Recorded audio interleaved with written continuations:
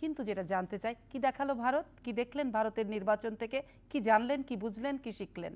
একটাই দেখলাম সোমা, আপনাকে অনেক দূর থেকে অনেক অনেক প্রীতি ও শুভেচ্ছা রইলো।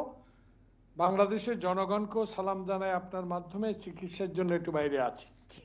একটা জিনিসে রাজনৈতিক কর্মী হিসাবে শিখলাম, দেখলাম, গত কয়েকদিন ভারতের নির্বাচন দেখলাম, বুথ ফেরত আপনাদের সাংবাদিকদের মূল্যায়নও দেখলাম, আর শেষ গতকালকে এখানে বসে লন্ডনের রেজাল্টও দেখলাম।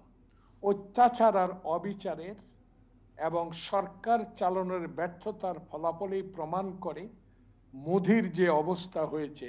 বাংলাদেশের জনগণও এটাই মনে করে যে বাংলাদেশেও যদি এরকম একটা ভোটের ব্যবস্থা করা হতো, আমার মনে হয় আজকে যিনি ক্ষমতায় আছেন, যে দল ক্ষমতা আছে, তাদের আরো চরম পরাজয় হতো।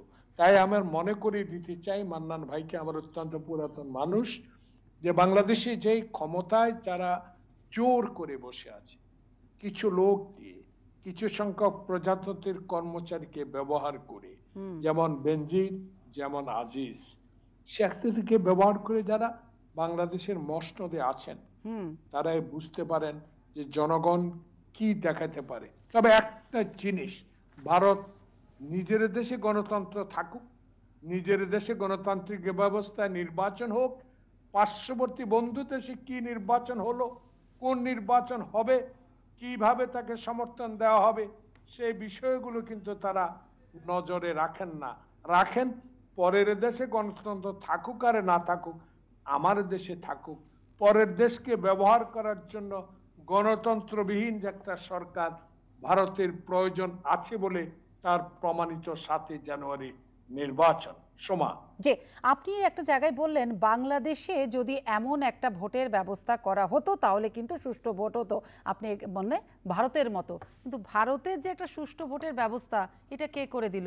করেতে দিল জনগণ, আর করলে হচ্ছে সব বিরোধী পক্ষ। তাহলে এখানে কে করে দিবে এই সুষ্ঠু ভোটের ব্যবস্থা? আপনারাই যদি ভোট বর্জন করেন, আপনি প্রশ্ন তুলতে পারেন, পুলিশ প্রশাসন, গোয়েন্দা সংস্থা, আইন শৃঙ্খলা সবই কর্তৃত্ববাদ সরকারের অধীনে থাকে। এই অভিযোগ তো ভারতের বিরোধী পক্ষরও ছিল, একই অভিযোগ ছিল, তারা তো মাঠ ছেড়ে যায়নি। সোমা, আপনি একজন সিনিয়র সাংবাদিক, জি, আমি একজন রাজনৈতিক কর্মী দীর্ঘদিনের।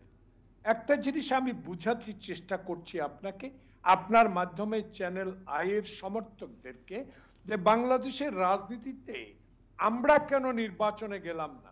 জনগণ তো প্রমাণ করে দিল তারেক রহমানের নির্বাচনে না যাওয়াটা 3 থেকে 4% ভোট 7 জানুয়ারি নির্বাচনে যায় নাই। সেখানে আমি বলতে চাই, বাংলাদেশের রাজনীতির সাথে ভারতের রাজনীতি যে তুলনাটুকু আমি করেছি, এই জন্য মনে পড়ে 2018 সালে 2014 সালে নির্বাচনে এরশাদকে সেই হাসপাতাল থেকে এনে বিনা দস্তখতে এমপি করার ব্যবস্থা পার্শ্ববর্তী একটা দেশের সে পররাষ্ট্র সচিব করেছিলেন। 2018 সালে নির্বাচনে জনগণ যে অংশগ্রহণ করে নাই, তার পরপরও বন্ধু দেশ ভারত, রাশিয়া যে আচরণটুকু বাংলাদেশের জনগণকে প্রতি করেছে, নিষ্ঠুর আচরণ, যে দেশে নির্বাচন হয় না, যে দেশে কোনো ভোটার ভোট কেন্দ্রে যায়নি, সেই দেশে নির্বাচনের পরপরই কেন তাদেরকে স্বাগত জানানো হলো।